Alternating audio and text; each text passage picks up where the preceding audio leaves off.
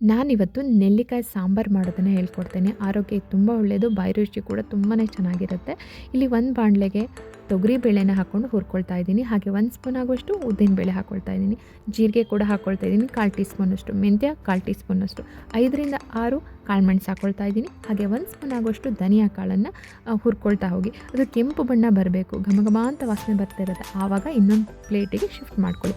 ಅದೇ ಬಾಣಲೆಗೆ 1 ಸ್ಪೂನ್ ಹಾಕ್ಕೊಂಡು ಎಣ್ಣೆ ಹಾಕ್ಕೊಂಡು 3 ಹಸಿಮೆಣಸಿಕಾಯಿ ಹಾಕ್ಕೊಳ್ಳಿ. ಹಾಗೆ 3 ಎಲೆ ಕರಿಬೇವನ್ನು ಹಾಕ್ಕೊಂಡು ಹುರಿತಾ ಹೋಗಿ. ಅದಾದ ನಂತರ 3ರಿಂದ 4 ಸ್ಪೂನ್ ಆಗುವಷ್ಟು ಹಸಿ ಕೊಬ್ಬರಿ ಹಾಕ್ಕೊಂಡಿದ್ದೀನಿ. ಅದನ್ನು ಕೂಡ ಹುರ್ಕೊಂಡು ಆಯ್ತು. ಈಗ ನೆಕ್ಸ್ಟ್ ನೆಲ್ಲಿಕಾಯಿನ ಹುರ್ಕೊಳ್ಳೋಣ. ನೆಲ್ಲಿಕಾಯಿ ಕಲರ್ ಬರ್ತಾ ಇದ್ದಂಗೆ ಮೊದಲೇ ಹುರಿದಿಟ್ಟಿರುವಂಥ ಎಲ್ಲ ಪದಾರ್ಥನೂ ಒಂದೊಂದಾಗಿ ಸೇರಿಸ್ತಾ ಹೋಗೋಣ. ಈ ಬೇಳೆಗಳನ್ನು ಹುರಿದಿಟ್ಕೊಂಡಿದ್ದೆ ಅದು ಕೂಡ ಸೇರಿಸ್ಕೊಳ್ತಾ ಇದ್ದೀನಿ. ಇದಾದ ನಂತರ ಇದನ್ನು ರುಬ್ಕೊಳ್ಳೋಣ ನೀರು ಹಾಕ್ಕೊಂಡ್ಬಿಟ್ಟು. ಆರೋಗ್ಯಕ್ಕೆ ತುಂಬ ಚೆನ್ನಾಗಿರುತ್ತೆ ಅಂತ ಹೇಳಿದ್ದೀನಿ. ನಮ್ಮ ಆರೋಗ್ಯ ಕೂಡ ಸುಧಾರಿಸುತ್ತೆ. ಚಳಿಗಾಲದಲ್ಲಿ ರೋಗ ನಿರೋಧಕ ಶಕ್ತಿ ಕೂಡ ಹೆಚ್ಚಿಸುತ್ತೆ. ಯಾಕಂದರೆ ಈ ಸಾಂಬಾರು ಇದೆಯಲ್ಲ, ನೆಲ್ಲಿಕಾಯಿ ಅದು ತುಂಬ ಆರೋಗ್ಯಕ್ಕೆ ಒಳ್ಳೆಯದು. ನೀವು ಒಂದ್ಸಲ ಈ ರೆಸಿಪಿನ ಮಾಡಿ ನೋಡಿ.